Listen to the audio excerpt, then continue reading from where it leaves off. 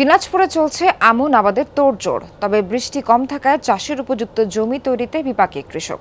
চারা নষ্ট হচ্ছে, সেচ, চারা আর কীটনাশক কিনতে বাড়ছে কৃষকের খরচ। সব মিলে চলতি মৌসুমে আমন আবাদে সংকট তৈরি হয়েছে। স্যান্ডেলিনা সো, রূপচর্চায় আভিজাত্য। আমন আবাদে প্রস্তুত দিনাজপুরের কৃষক। তবে অন্যান্য বছরের তুলনায় বৃষ্টি কম থাকায় শুকিয়ে গেছে ক্ষেত। এতেই কৃষকের কপালে চিন্তার ভাঁজ। জমি চারা রোপণের উপযোগী করতে চেষ্টা চালিয়ে যাচ্ছে কৃষক। তবে পানির স্বল্পতায় বেড়েছে পোকার আক্রমণও। এতে খরচ বেড়েছে কৃষকের। সুযোগ নিচ্ছে কীটনাশক ব্যবসায়ীরা, এমন অভিযোগও আছে। বৃষ্টি নাই, তারপরে সেচ দিতে পারি না।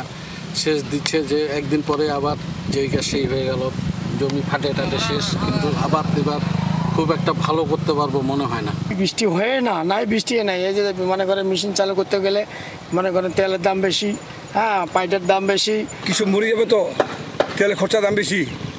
4 লিটার 5 লিটার তেল লাগেছে, জমি ফাটিয়ে গেছে। কী করবো আমরা? হাল বাহাতে লাগিয়ে একদিন আমার 2200-2300 টাকা হাল বাহাতে লাগে। 2-3 বার এই সেলো মেশিন দিয়ে আবার পানি দিতে হচ্ছে ও মানে চেহারা রাখার জন্য।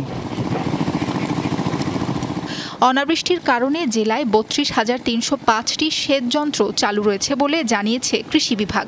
আশা, এতে খরচ কিছুটা বাড়লেও উৎপাদন ভালো হবে, ক্ষতি পুষিয়ে নিতে পারবে কৃষক। মাঠ পর্যায়ে আমাদের ওদের পরামর্শ দেওয়া আছে, তারা যাতে কৃষকদের সাথে থেকে এটা সম্পূরক সেচের মাধ্যমে তারা যেন এই কার্যক্রমটা ধরে রাখে আমন মৌসুমের রূপা আমন। কৃষি বিভাগের তথ্য মতে 2024-25 কৃষি বছরে জেলায় 2,60,850 হেক্টর জমিতে রোপা আমন আবাদের লক্ষ্যমাত্রা নির্ধারণ করা হয়েছে। গত 30 জুলাই পর্যন্ত লক্ষ্যমাত্রার 51% জমিতে চারা রোপণ শেষ হয়েছে। সাবরিনা লিজা, যমুনা নিউজ।